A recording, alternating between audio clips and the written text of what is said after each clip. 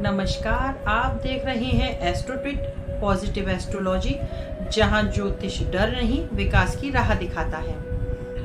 ब्रह्मांडीय दृष्टि से 21 सितंबर 2025 का दिन केवल एक खगोलीय घटना नहीं बल्कि ब्रह्मांडीय ऊर्जा का गहन संगम है। पितृपक्ष अमावस्या स्वयं में वह क्षण है जब धरती और आकाश के बीच की सूक्ष्म डोर पूर्वजों की आत्माओं से जुड़ती है। इसी दिन आकाश में घटेगा सूर्य ग्रहण, जो साधारण नहीं बल्कि एक आध्यात्मिक परीक्षण होगा। ग्रहण का प्रभाव ओशिनिया और अंटार्कटिका में दिखाई देगा, पर उसकी ऊर्जा का स्पंदन पूरे विश्व को स्पर्श करेगा। यह स्पंदन संसार में आर्थिक अस्थिरता, राजनीतिक हलचल और आध्यात्मिक जागरण का संकेत देगा। मानव सृष्टि हमें स्मरण कराती है कि स्थायी कुछ नहीं, सब परिवर्तनशील है। विश्व राजनीति में अचानक निर्णय और गठबंधनों का पुनर्गठन होगा।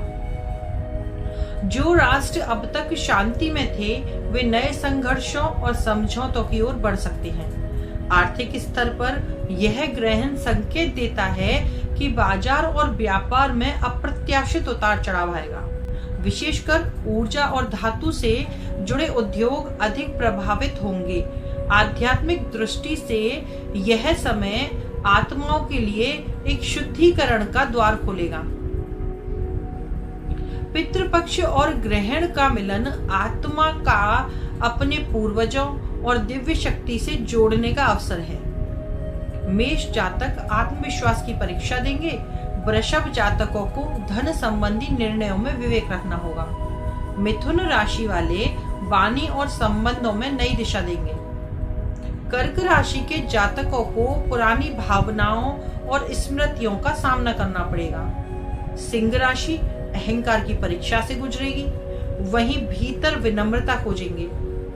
कन्या राशि को कार्य स्थल पर अनुशासन की आवश्यकता होगी। तुला जातक वाले रिश्तों और संतुलन को पुनः साधेंगे। वृश्चिक के लिए परिवार और कर्म का द्वंद्व रहेगा। धनु राशि को यात्रा और ज्ञान में आध्यात्मिक प्रकाश मिलेगा। मकर जातकों के लिए वित्तीय और कार्मिक शुद्धिकरण का अवसर है। कुंभ को मित्रता और साझेदारी में नई सीमाएं बनानी होंगी, जबकि मीन जातकों को आत्मचिंतन और आध्यात्मिक जागरण का आह्वान करना होगा। सामान्यतया सभी जातक ये कर सकते हैं। पितरों की शांति के लिए पिंडदान या तर्पण करें। ग्रहण के दिन काले तिल, चावल और जल का दान करें। सूतक काल के बाद स्नान करके घर में गंगा जल छिड़कें और सूर्य अथवा चंद्र मंत्र का जप करें। पूर्वजों की स्मृति में दीपदान और आहार दान, जिसमें भोजन, अन्न, फल आदि चीजों का दान करें, ये विशेष फलदायी रहेगा। कम से कम एक मंत्र ओम नमो भगवते वासुदेवाय नमः या ओम नमः शिवाय ग्रहण काल में जपते रहें। यह पितृपक्ष अमावस्या और सूर्य ग्रहण का संगम हमें सिखाता है कि ब्रह्मांड केवल ग्रहों की गति नहीं बल्कि आत्मा की यात्रा भी है। यह समय हमें अपने पूर्वजों से जुड़ने और भीतर की नकारात्मकता को शुद्ध करने और नए प्रकाश की ओर बढ़ने का अवसर देता है। एस्ट्रोट्विट कहता है, ग्रहण का अंधकार बाहर नहीं भीतर है।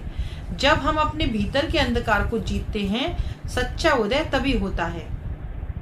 नमस्कार।